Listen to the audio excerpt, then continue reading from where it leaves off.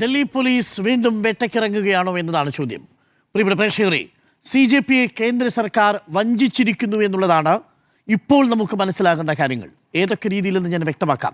ഇപ്പോൾ നമ്മൾ ഈ ചർച്ച ചെയ്യുന്ന സമയത്ത് അഭിജിത് ദീപ്കെ ഒരു മുന്നറിയിപ്പ് കേന്ദ്ര സർക്കാരിന് നൽകുകയാണ്. വാക്കുപാലിച്ചില്ലെങ്കിൽ സമാധാനപരമായി ഒരു വരവ് കൂടി ഞങ്ങൾക്ക് വരേണ്ടി വരും എന്നാണ് അഭിജിത് ദീപ്കെ ഇപ്പോൾ മുന്നറിയിപ്പ് നൽകിയിരിക്കുന്നത്. എന്താണ് ഈ മുന്നറിയിപ്പിനുള്ള പ്രധാനപ്പെട്ട കാരണം? 3 കാര്യങ്ങളിൽ ഇപ്പോൾ കേന്ദ്ര സർക്കാർ വാക്ക് നൽകി 48 മണിക്കൂറാകുമ്പോഴേക്കും അത് ലംഘിച്ചിരിക്കുന്നു. 1, നിരുപാധികം ഈ CJPയുടെ പ്രതിഷേധത്തിൽ പങ്കെടുത്ത ആളുകളുടെ എല്ലാ FIRകളും എല്ലാ സംസ്ഥാനങ്ങളിലും നടന്ന പ്രതിഷേധങ്ങളിലടക്കം രജിസ്റ്റർ ചെയ്തിരിക്കുന്ന കേസുകൾ പിൻവലിച്ചു കൊള്ളാം എന്നതായിരുന്നു കേന്ദ്ര സർക്കാർ നൽകിയ ഉറപ്പ്.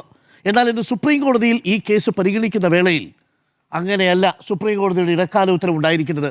സുപ്രീം കോടതിയുടെ ഇടക്കാല ഉത്തരവ് എന്താ?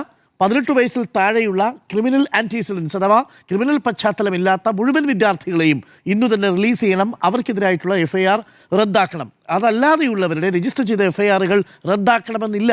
ക്രിമിനൽ പൂർവ്വചരിത്രമുള്ള ആളുകളുടെ FIRകൾ റദ്ദാക്കാൻ കഴിയില്ല എന്നുള്ളതാണ്. എന്താണ് ക്രിമിനൽ ചരിത്രം? ഈ പറയുന്ന ഘോഷിൻ്റെ പേരിൽ തന്നെയുണ്ട് 3-4 കേസുകൾ. ആ കേസുകൾ എന്തിനാ? പൗരത്വവുമായി ബന്ധപ്പെട്ട പ്രതിഷേധത്തിന് ഇറങ്ങിയതുകൊണ്ടാണ്. ബംഗാളിൽ നടന്ന പ്രതിഷേധവുമായി ബന്ധപ്പെട്ടുകൊണ്ട് ഇറങ്ങിയതാ. ഇങ്ങനെ വിദ്യാർത്ഥികൾ, പ്രത്യേകിച്ച് സമരവീഥിയിൽ നിൽക്കുന്ന വിദ്യാർത്ഥികൾക്കെതിരെ 1, 2, 3 കേസുകൾ ഉണ്ടാവും. അപ്പോൾ അവരുടെ ഭൂതകാലം എന്നുള്ളത് ക്രിമിനൽ ആൻറ്റിസിഡൻസായിട്ട് രേഖപ്പെടുത്തും. ആ കുട്ടികൾക്ക് പുറത്തിറങ്ങാൻ പറ്റാത്ത സാഹചര്യം ഉണ്ടാവും. പ്രിയപ്പെട്ട പ്രേക്ഷകരെ, നിങ്ങൾക്കറിയുമോ, നമ്മളിത് സംസാരിക്കുന്ന സമയം ബീഹാറിൽ 694 വിദ്യാർത്ഥികളെയാണ് കസ്റ്റഡിയിലെടുത്തത്. അതിലിപ്പോൾ സുപ്രീം കോടതിയുടെ ഉത്തരവ് പ്രകാരം 339 മൈനറായിട്ടുള്ള വിദ്യാർത്ഥികളെ പുറത്തിറക്കും. 385 പേര് കസ്റ്റഡിയിൽ കഴിയുന്ന അവസ്ഥയുണ്ടാവും. അതല്ല പറഞ്ഞിരുന്നത് CJPയുടെ കേന്ദ്ര സർക്കാർ. അന്ന് ചർച്ചയ്ക്ക് വരുന്ന സമയത്ത് ജിതേന്ദ്ര സിംഗും JP നദ്ദയും സൗരദാസിനും അശുതോഷ് ഷാങ്കിക്കും കൊടുത്ത വാക്ക് എന്ന് പറയുന്നത് നിരുപാധികം ജന്തർ മന്ദറിലോ CJPയുടെ പ്രതിഷേധവുമായി ബന്ധപ്പെട്ട് മറ്റ് സംസ്ഥാനങ്ങളിലോ പങ്കെടുത്ത മുഴുവൻ പ്രതിഷേധക്കാർക്കുമെതിരായ FIRകൾ പിൻവലിക്കുമെന്നാണ്. എന്നിട്ടിന്ന് സുപ്രീം കോടതിയിൽ ഇടക്കാല ഉത്തരവ് വരുമ്പോൾ ഈ കേന്ദ്ര സർക്കാർ അവിടെ മൗനം അവലംബിച്ചു. ആ ഇടക്കാല ഉത്തരവിനെതിരെ ഒരു വാക്കുപോലും പറയാൻ കേന്ദ്ര സർക്കാർ തയ്യാറായില്ല. കേന്ദ്ര സർക്കാർ ആ അർത്ഥത്തിൽ CJPയെ വഞ്ചിച്ചു എന്നതാണ് എൻ്റെ ആദ്യത്തെ ടേക്ക്. അസമിൽ 13 പേരെയാണ് അറസ്റ്റ് ചെയ്തത്. വെസ്റ്റ് ബംഗാളിൽ 70 പേരെയാണ് കസ്റ്റഡിയിലെടുത്തത്. മഹാരാഷ്ട്രയിൽ 7 പേരെയാണ്. പക്ഷേ നോക്കൂ, ഇതിനകം കേരളത്തിൽ 500 പേർക്കെതിരെയുള്ള കേസ് രജിസ്റ്റർ ചെയ്തു. അതൊരുപക്ഷെ നാളെ സംസ്ഥാന സർക്കാർ എഴുതി തള്ളിയേക്കാം എന്നുള്ള വിവരമാണ് ഇപ്പോൾ പുറത്തു വരുന്നത്. ആദ്യമായി പറയുന്നു, CJPക്ക് നൽകിയ ആദ്യത്തെ ഉറപ്പ് തന്നെ ലംഘിച്ചിരിക്കുന്നു എന്നുള്ളതാണ്. ആ ഉറപ്പ് ലംഘിച്ചതിൻ്റെ അടിസ്ഥാനത്തിലാണ് അഭിജിത് ദീപ്കെ പറയുന്നത് വീണ്ടും സമാധാനപരമായി ഒരു വരവ് കൂടി വരേണ്ടി വരും എന്നുള്ളത്. രണ്ടാമത്തത് എന്താണ്? സുപ്രീം കോടതിയിലും കേന്ദ്ര സർക്കാരിൻ്റെയും ഇന്നത്തെ പാർലമെൻറ്റിലെ ഡിഫൻസ് അത്ര ക്രൂരമായിട്ടുള്ള പ്രയോഗങ്ങൾ ഉണ്ടായിട്ടില്ലത്രേ. നോക്കൂ, പെല്ലറ്റ് ഉപയോഗിച്ചിട്ടില്ലത്രേ. നമ്മുടെ കൺമുന്നിൽ കണ്ടതല്ലേ? രാഹുൽ ഗാന്ധി പെല്ലറ്റ് ഉപയോഗിച്ച് പരിക്കേറ്റ ചെറുപ്പക്കാരനെ മുമ്പിൽ കൊണ്ട് നിർത്തിയതല്ലേ? ആ ചെറുപ്പക്കാരൻ്റെ പ്രായം 20 വയസ്സാണ്. ഡൽഹി സർവകലാശാലയിലെ വിദ്യാർത്ഥിയാണ്. പേര് സാഹിൽ ലോച്ചാബ്. ഈ സാഹിൽ ലോച്ചാബിൻ്റെ ഒരു കണ്ണിൻ്റെ കാഴ്ചശക്തി നഷ്ടപ്പെട്ടു. 3ഓളം വിദ്യാർത്ഥികൾക്ക് ഗുരുതരമായി പരിക്കേറ്റു. ഈ പെല്ലറ്റ് ഉപയോഗിക്കുന്നത് കശ്മീരിൽ 2013 മുതൽ ഭീകരവാദികൾക്കൊപ്പം നിൽക്കുന്നവരെ, അല്ലെങ്കിൽ ഭീകരവാദികൾ വാഹനം ആക്രമിക്കാൻ വരുന്ന സമയത്ത് അവർക്കെതിരെ തദ്ദേശീയരായിട്ടുള്ള ആളുകൾ, അവരെ അനുകൂലിക്കുന്ന ആളുകളുണ്ടെങ്കിൽ അവരെ അകറ്റി നിർത്താൻ വേണ്ടിയിട്ട് ഉപയോഗിച്ചുകൊണ്ടിരുന്ന ഒന്നാ. ആർക്കെതിരെ ഉപയോഗിക്കുന്നത്? 18, 16, 17 വയസ്സുള്ള ചെറുപ്പക്കാർക്കെതിരെ സമാധാനപരമായി ഒരായുധവും കയ്യിലേന്താതെ ഭരണഘടനയും അംബേദ്കറിൻ്റെ ചിത്രവും ദേശീയ പതാകയും കയ്യിലേന്തി പ്രതിഷേധിക്കുന്നവർക്കെതിരെ പെല്ലറ്റ് പ്രയോഗിച്ചിട്ട് ഉത്തരവാദിത്തപ്പെട്ട ഫോറങ്ങളിൽ കേന്ദ്ര സർക്കാർ പറയുകയാണ്, ഞങ്ങൾ പെല്ലറ്റ് ഉപയോഗിച്ചിട്ടില്ലേ ഇല്ല എന്ന് പറയാണ്. പെല്ലറ്റ് ഉപയോഗിച്ചിട്ടില്ലെന്ന് പറയാണ്. ഒടുവിൽ റാപ്പിഡ് ആക്ഷൻ ഫോഴ്സിൻ്റെ CRPFൻ്റെ RAFന് സമ്മതിക്കേണ്ടി വരുന്നു. ഈ തെളിവ് സഹിതം പിടിക്കപ്പെടുമ്പോൾ കാഴ്ചശക്തി നഷ്ടപ്പെട്ട ഒരു വിദ്യാർത്ഥിയെ മുന്നിൽ കൊണ്ട് നിർത്തേണ്ടി വരുന്ന സാഹചര്യം നോക്കൂ. ആര് തിരിച്ചു കൊടുക്കും ഇവരുടെ കാഴ്ചശക്തി? അപ്പോൾ കള്ളം പറയാണ് തങ്ങൾക്കെതിരെ. അടുത്തതാണ് രണ്ടാമത്തത്. അതായത് ഈ സർക്കാർ ഈ CJPക്കെതിരെ നടത്തിയ ഈ വേട്ടയിൽ പെല്ലറ്റ് ഉപയോഗിച്ചും AK-47 ഉപയോഗിച്ചും ലാത്തി ഉപയോഗിച്ചും ഷോക്കുള്ള ഫൈബർ ലാത്തികൾ ഉപയോഗിച്ചും ആണി പതിച്ച ലാത്തികൾ ഉപയോഗിച്ചും നടത്തിയ ആക്രമണങ്ങൾക്ക് ഉത്തരവാദികളായ ഒരു പോലീസ് ഉദ്യോഗസ്ഥരെയും ഇവർ പിരിച്ചുവിടാൻ പോകുന്നില്ല. സർവീസിൽ നിന്ന് പിരിച്ചുവിടാൻ പോകുന്നില്ല. അതിൻ്റെ തെളിവാണ് ഇപ്പോൾ പ്രിയപ്പെട്ട പ്രേക്ഷകരെ, ആ ഒരു പെൺകുട്ടിയുടെ കരളക്കുറ്റി കാഞ്ഞടിക്കുന്ന സന്ദീപ് പാണ്ഡെ എന്ന് പറയുന്ന ഉദ്യോഗസ്ഥരെ ഇപ്പോൾ പിരിച്ചുവിടാൻ ഉദ്ദേശിക്കുന്നില്ല എന്നാണ് മറുപടി കൊടുത്തിരിക്കുന്നത്. ആ ഉദ്യോഗസ്ഥരെ പിരിച്ചുവിട്ടാൽ സേനയുടെ മുറയിൽ ആത്മവീര്യം തകരുമത്രേ. നമ്മളുടെ കൺമുന്നിലുണ്ട്. ആ കുട്ടിയുടെ മുഖത്തേക്ക് കൈവീശി ആഞ്ഞടിക്കുകയാണ് സന്ദീപ് പാണ്ഡെ. എന്ത് അധികാരമാണ് സന്ദീപ് പാണ്ഡെ എന്നൊരു ഉദ്യോഗസ്ഥന്, സന്ദീപ് ലാംബെ എന്നൊരു ഉദ്യോഗസ്ഥന് ഈ വനിതാ പ്രവർത്തകയുടെ, അതും നിരായുധയായി നിൽക്കുന്ന ഒരു വനിതാ പ്രവർത്തകയുടെ കരണക്കുറ്റിക്ക് അടിക്കാൻ? പ്രിയപ്പെട്ട പ്രേക്ഷകരെ, അവിടെ പ്രതിഷേധിക്കാനെത്തിയ പെൺകുട്ടികൾക്ക് നേരെ ലൈംഗിക അതിക്രമം നടത്തിയ 2 പോലീസ് ഉദ്യോഗസ്ഥരുണ്ട്. അവരെ ക്യാമറകളിലൂടെ, ഈ റീലുകളിലൂടെ നമ്മൾ കണ്ടതാണ്. അവർക്കെതിരെയും ഒരു വിരൽ പോലും, ഒരു ചെറുവിരൽ പോലും അനക്കിയിട്ടില്ല ദില്ലിയിൽ ഈ കേന്ദ്ര സർക്കാർ. ദില്ലി ഭരിക്കുന്നതാരാ? അമിത്ഷായാണ്. അമിത്ഷായുടെ പോലീസാണ് ദില്ലി പോലീസ്. ആ ദില്ലി പോലീസിനെതിരെ ഒരു നടപടി എടുത്തിട്ടില്ല എന്നുള്ളതാണ്. ബീഹാറിലേക്ക് പോയാൽ അവിടെയും ഭരിക്കുന്നതാരാ? BJP ആണ്. അവിടെ AK-47 തോക്കുമായിട്ട് പാഞ്ഞു നടന്ന ഒരു കോൺസ്റ്റബിളിൻ്റെ പേര് അഭിഷേക് കുമാർ എന്നാണ്. അവിടെ 17 വയസ്സുള്ള മുഹമ്മദ് ആരിഫ് എന്ന് പറയുന്ന ഒരു കുട്ടിയുടെ കഴുത്തിലാണ് AK-47 നിന്ന് ബുള്ളറ്റ് ഏറ്റത്. ഈ അഭിഷേക് കുമാറിനെതിരെ സസ്പെൻഷൻ മാത്രമാണ് എടുത്തിരിക്കുന്നത്. ആലോചിക്കണം. നോക്കൂ, ഒരു AK-47 തോക്ക് ഒരിക്കലും ഉപയോഗിക്കാൻ പാടില്ലാത്ത ആളാണ്. പ്രത്യേകിച്ച് ഇതേപോലെ വിദ്യാർത്ഥികൾ പ്രതിഷേധിക്കുന്ന സ്ഥലങ്ങളിൽ ഉപയോഗിക്കാൻ പാടില്ലാത്ത അഭിഷേക് കുമാറിനെതിരെ ഒരു നടപടിയും എടുത്തിട്ടില്ല എന്നുള്ളതാണ്. അപ്പോൾ രണ്ടാമത്തെ പ്രധാനപ്പെട്ട വാഗ്ദാനവും CJPക്ക് നൽകിയിരിക്കുന്ന വാഗ്ദാനവും കേന്ദ്ര ആഭ്യന്തര വകുപ്പ് മന്ത്രി എന്ന നിലയിൽ അമിത്ഷാ ലംഘിച്ചിരിക്കുന്നു. ഇതിനിടയിലാണ് മൂന്നാമത്തെ ഒന്ന്. ഈ സമരത്തിൽ നേരിട്ട് പങ്കെടുത്തവരെ ഇപ്പോൾ FIR പിൻവലിച്ചാലും തുടർന്നൊരു വേട്ടയ്ക്ക് നിങ്ങൾ ഉപയോഗിക്കരുത് എന്നാണ് പറഞ്ഞിരിക്കുന്നത്. പ്രതികാര മനോഭാവത്തോടു കൂടി അവരെ വേട്ടയാടരുത് എന്നുകൂടിയുള്ള ഉറപ്പ് CJP വാങ്ങി. കാര്യം CJPക്ക് അറിയാം, ഇവർ നോക്കി വയ്ക്കും. എങ്ങനെയാണ് ഈ പ്രതിഷേധക്കാരെ നേരിടാൻ വന്നതെന്നറിയാമോ? മെറ്റയുടെ ഫേഷ്യൽ റെക്കഗ്നീഷൻ ക്യാമറകളുമായിട്ടാണ് പോലീസ് ഉദ്യോഗസ്ഥർ വരുന്നത്. മുൻപിലൂടെ നടന്നു പോകുന്നവരുടെ ബയോമെട്രിക് പരിശോധിച്ച് 2873 ക്രിമിനലുകൾ ഈ കൂട്ടത്തിൽ ഉണ്ടായിരുന്നുവെന്ന് കണ്ടെത്താൻ റിപ്പോർട്ട് കൊടുക്കാൻ ഉത്സാഹം കാട്ടിയ ദില്ലി പോലീസാണ്.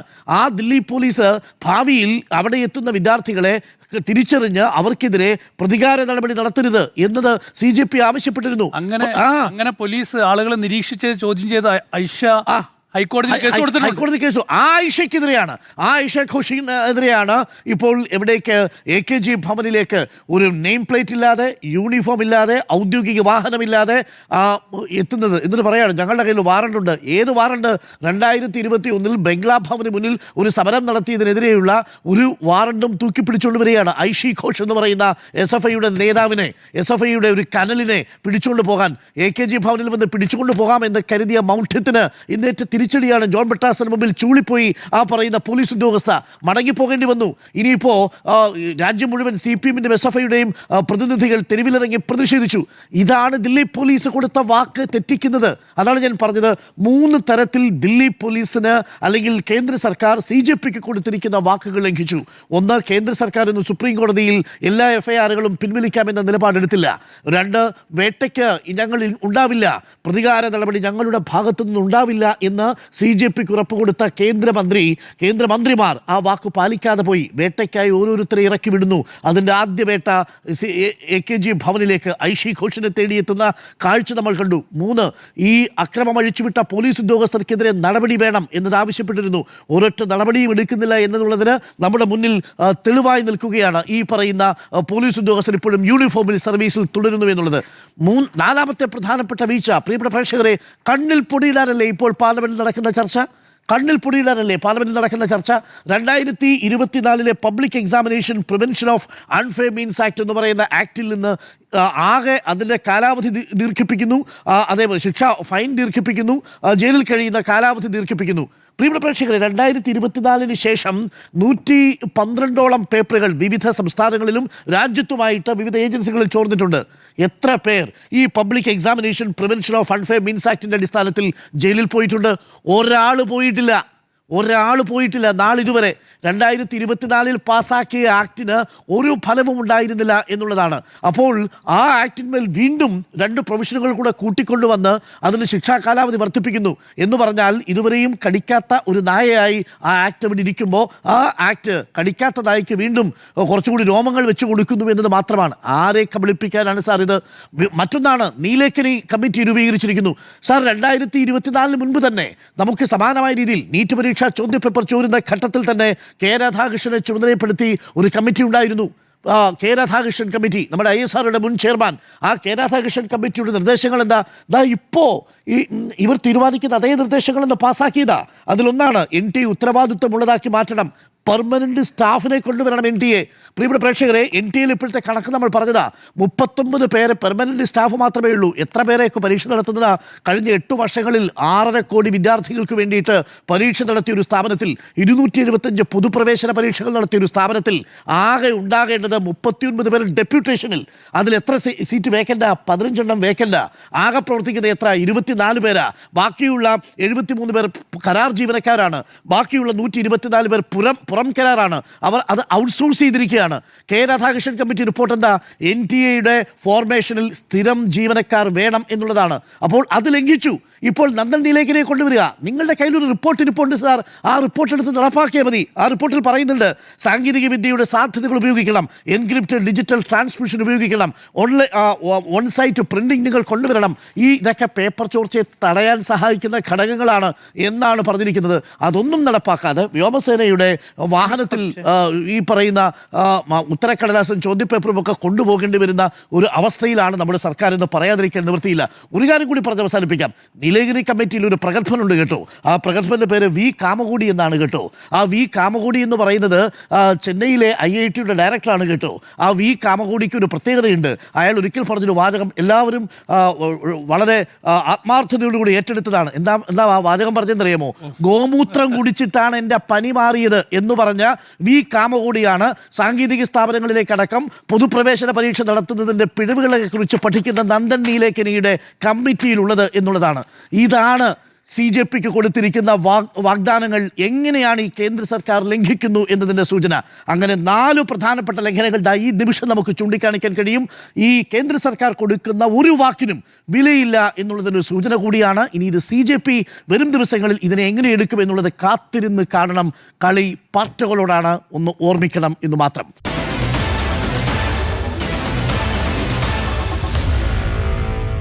Meet the editors.